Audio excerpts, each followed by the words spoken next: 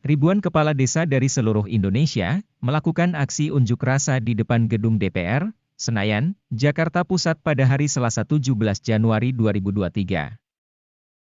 Mereka menuntut agar masa jabatan kepala desa menjadi 9 tahun dan dapat dipilih kembali hingga 2 periode. Salah satu kepala desa menyampaikan dalam orasinya, agar Undang-Undang Nomor 6 Tahun 2014 tentang desa direvisi, terutama terkait aturan masa jabatan kepala desa. Ia juga mengatakan, agar masa jabatan kepala desa yang sebelumnya 6 tahun, menjadi 9 tahun dan dapat dipilih kembali hingga 2 periode. Aturan saat ini, masa jabatan kepala desa 6 tahun dan dapat dipilih kembali hingga 3 periode. Kepala desa 6 tahun, menjadi 9 tahun. Betul tidak? Setuju? Setuju? Oke, terima kasih. Terima kasih. Assalamualaikum warahmatullahi wabarakatuh. Kepada Bapak Dewan, rekan-rekan kepala desa seluruh Indonesia yang saya hormati, saya mewakili dari Madura, orang Madura, datang dalam nyerang, datang tidak laki-laki, tapi pada lain, ajuan lagi ke rakyat segera, benih marogina kalau. Salah satu anggota Komisi 2 DPR RI dari fraksi PKB, Muhammad Toha, yang menemui para kepala desa menyampaikan, setelah dilakukan pertemuan di Komisi 2 dan bertemu dengan Badan Legislasi hari ini, semua tuntutan para kepala desa, itu dikabulkan. Dari fraksi Partai Kebangkitan Bangsa. Kebetulan saya di Komisi 2. Dan juga di Badan Legislasi. Alhamdulillah. Untuk memperjuangkan aspirasi-aspirasi Bapak Ibu sekalian. Jadi setelah pertemuan di Komisi 2 kemarin, kemudian wakil-wakil dari panjenengan semuanya ketemu Badan Legislasi pada hari ini, semua tuntutan yang kalian inginkan dikabulkan.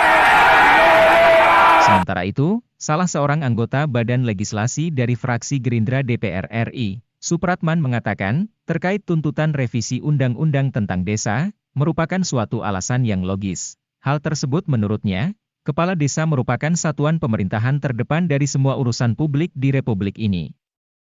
Terkait dengan tuntutan revisi Undang-Undang tentang desa. Revisi tentang Undang-Undang desa itu menurut saya adalah suatu alasan yang logis, terutama karena kepala desa itu adalah satuan pemerintah terdepan dari semua urusan publik di Republik ini.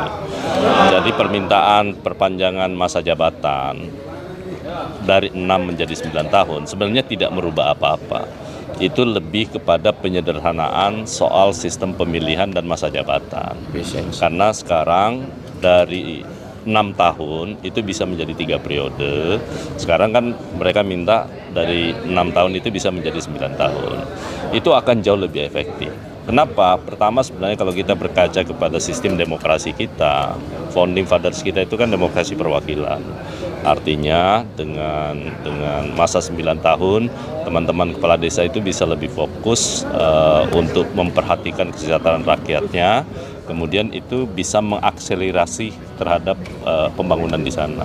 Jadi itu akan jauh lebih baik. Dan itu tadi kita sudah janjikan, akan segera kita masukkan dalam prolegnas, kemudian akan kita inisiasi untuk melakukan pembahasan terkait dengan Undang-Undang Desa.